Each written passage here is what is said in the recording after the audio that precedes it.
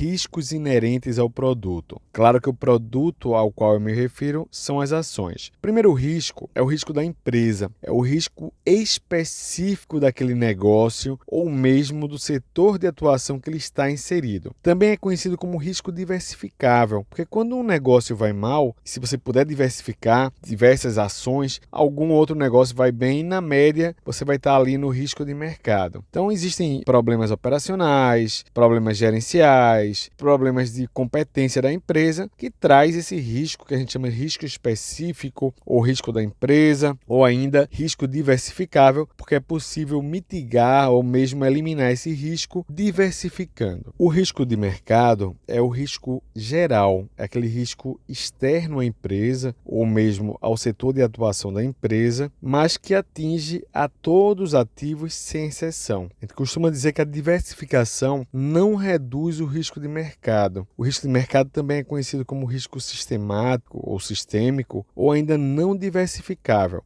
Tem a ver com fatores mercadológicos externos, fatores mundiais, fatores gerais que vão atingir o mercado e aí mesmo a empresa indo bem, por exemplo, quando tem um forte tranco aí no mercado, cai indistintamente as ações. Então você vai ter uma parte da variação do preço da sua carteira de ações atrelado a movimentos naturais, digamos assim, de mercado. O último risco inerente ao produto elencado dentro da ementa é o risco de liquidez. Então a gente viu o risco da empresa, também conhecido como risco diversificável, que é o específico daquela empresa. Diversificando, você vai ter um risco menor. E vimos o risco que sempre vai existir, que é o risco de mercado. O que a gente vai ver agora é o risco de liquidez. Ocorre quando os vendedores encontram dificuldade para vender seus ativos por um preço justo por falta de compradores para aquele ativo. Então, nas ações também existe o risco de liquidez. Você tenta vender as ações e não consegue. Ele é caracterizado pela presença de poucos compradores ou mesmo pela ausência deles. Então, preste atenção aí quando for fazer a prova nas informações. Os ativos de alta liquidez em tempos normais podem se tornar de baixíssima liquidez na crise. Então, você tem ações que são muito fáceis de vender, mas quando vem uma crise, todos querem vender, ninguém quer comprar e elas passam a ser pouco líquidas. Sobre os riscos inerentes ao produto ações, eu destaco o seguinte: quem investe em ações não incorre no risco de crédito. Gravem bem isso, o investimento em ações não tem risco de crédito. Por quê? Porque a empresa não deve ao investidor. Quem investe em ações é sócio, é proprietário da empresa, a empresa não tem compromisso de pagamentos mensais, anuais ou semestrais. Se ela não tem compromisso, ela não vai ficar devendo. Então, quem investe em ações, gravem bem isso, quem investe em ações não incorre no risco de crédito. Tem o risco da empresa, o específico, tem o risco de mercado, tem o risco de liquidez, mas não tem o risco de crédito.